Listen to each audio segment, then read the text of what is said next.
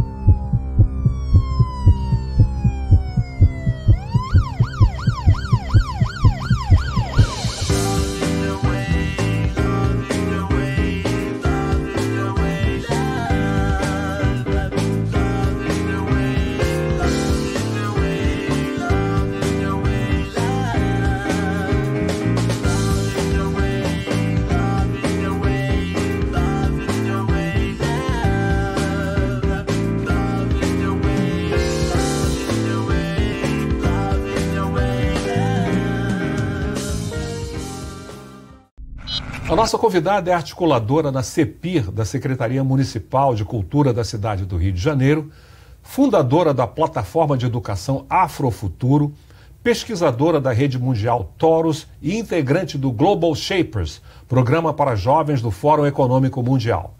Desenvolve pesquisas voltadas ao afrofuturismo, às mídias e à cultura afrodiaspórica. Tem participado de palestras e debates em espaços como o TEDx Laçador, a Rede Globo, a Universidade Federal Fluminense, a Universidade Federal do Rio de Janeiro e a Casa Firjan, além de festivais de tecnologia.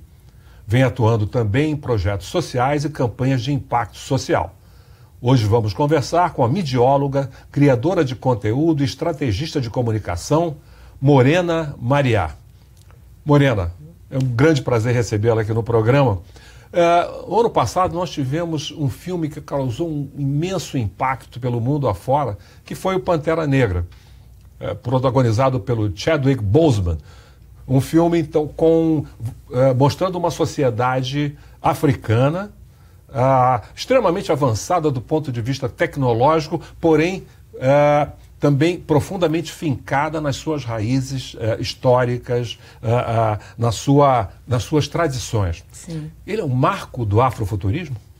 Olha, eu acho que nesse âmbito da cultura pop, o Pantera Negra veio, de fato, para redefinir o que a gente achava que era possível de uma narrativa diaspórica, de uma narrativa ficcional, né, sobre África, se tornar, de fato, um fenômeno que as crianças amaram, que os adultos se emocionaram. Eu acho que, de fato, Pantera Negra é um marco nesse movimento cultural que é o afrofuturismo. E o que é o afrofuturismo? Olha, essa é a pergunta de R$1 milhão, né? Cada um responde de acordo com aquilo que tem praticado, que tem produzido, né?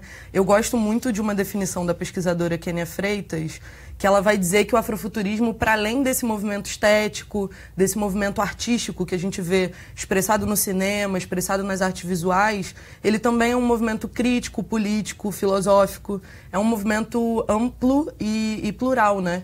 Eu gosto muito dessa definição, porque o afrofuturismo ele tem alguns princípios, e eu acho que um deles, e talvez o mais poderoso deles, seja essa necessidade de que a autoria dessa obra, a autoria dessa reflexão esteja baseada num corpo, numa mente, numa pessoa, numa subjetividade negra, né? Então, você propor que o futuro vai ser pautado a partir de uma pessoa enraizada na sua cultura africana, eu acho que é algo muito poderoso, né? É uma mudança num paradigma de discussão de tempo, de discussão do mundo, de discussão de inovação.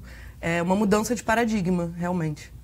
E você, particularmente, como é que você foi trazida para esse campo?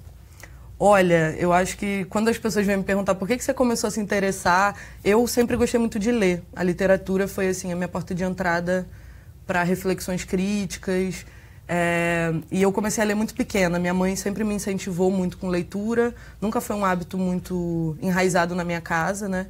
Mas ela me ofereceu muitos livros desde neném. E aí a leitura foi o que me levou a ler narrativas ficcionais e ficções científicas afrofuturistas. Eu comecei pela Octavia Butler, que é uma escritora negra norte-americana e que na década de 70 mudou muito a forma como a ficção científica era proposta nos Estados Unidos, né? E essa narrativa da Octavia Butler, eu comecei pelo Laços de Sangue, o Kindred, que é uma narrativa que ela conta de uma mulher de hoje em dia, de um momento contemporâneo, que na época era na década de 70, mas que ela tem uns desmaios e é transportada para a época da escravidão dentro de sua própria família. E aí ela tem contato com ancestrais dela, negros, brancos. E isso é uma discussão muito interessante, né? De uma ficção científica que não é pautada somente na tecnologia, no cientificismo, mas também pautada na espiritualidade, né? Numa coisa que é bastante africana. E aí essa narrativa da Octavia Butler me iniciou nesse campo. A Ellen Oléria também, que é uma cantora brasileira, fez um álbum homônimo do projeto que eu desenvolvo. Foi por causa dela que eu batizei o projeto desse nome. E esse álbum me tocou muito, chamado Afrofuturo. Eu passei a refletir mais sobre o futuro a partir dessas obras artísticas. E como é que se dá essa conexão exatamente entre passado, presente e futuro por meio do afrofuturismo? Olha, as pesquisas que eu tenho feito, eu tenho aprofundado um pouco mais também em outras áreas, filosofia, né? E tentando entender mais sobre a cosmovisão africana e afro-brasileira, me levam para uma pesquisa que vai me contar um pouco dessa nossa visão de o que é o tempo, né? Porque a nossa visão de tempo, passado, presente e futuro, é diferente da visão de tempo eurocêntrica do que é o passado, o presente e o futuro. Quando a gente vai observar essas representações visuais, por exemplo, do tempo, a gente vai ver que na Europa as pessoas representam como uma linha reta, né? E para nós o nosso futuro ele está extremamente ancorado e sustentado pelo passado, né? A gente busca soluções para os nossos problemas na nossa tradição. Isso é uma característica muito forte na África, não só no continente, mas também na diáspora.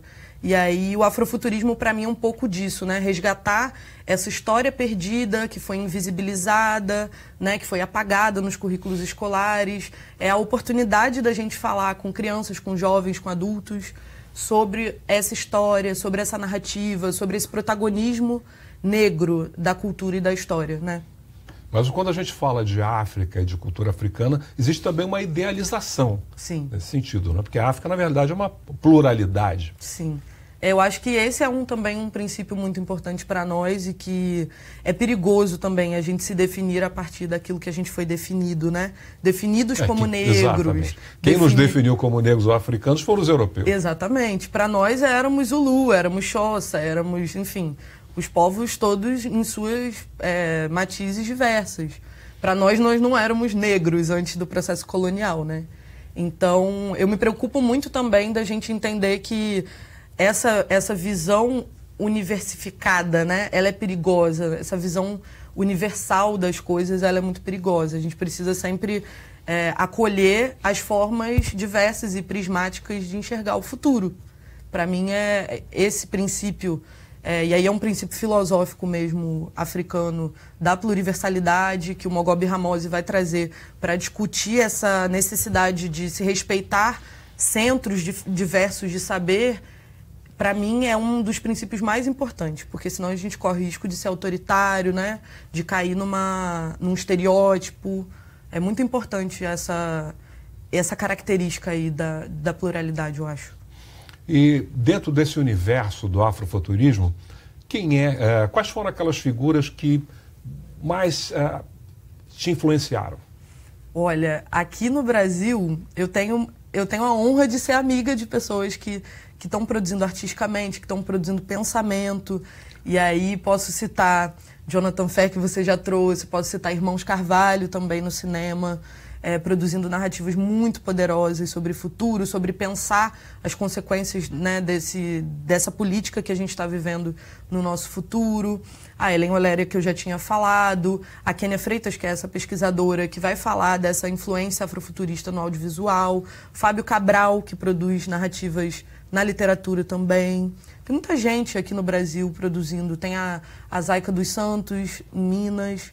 Tem muitos artistas, muitos pensadores importantes. Eu acho que internacionalmente, eu iria, assim, dá pra gente ficar aqui um dia inteiro, mas tem Jojo Abbott, tem Tasha Womack, tem uma galera, assim, produzindo. Tem o Cyrus Kabiru, que é um artista visual que produz uns óculos a partir de lixo, né, de descarte eletrônico.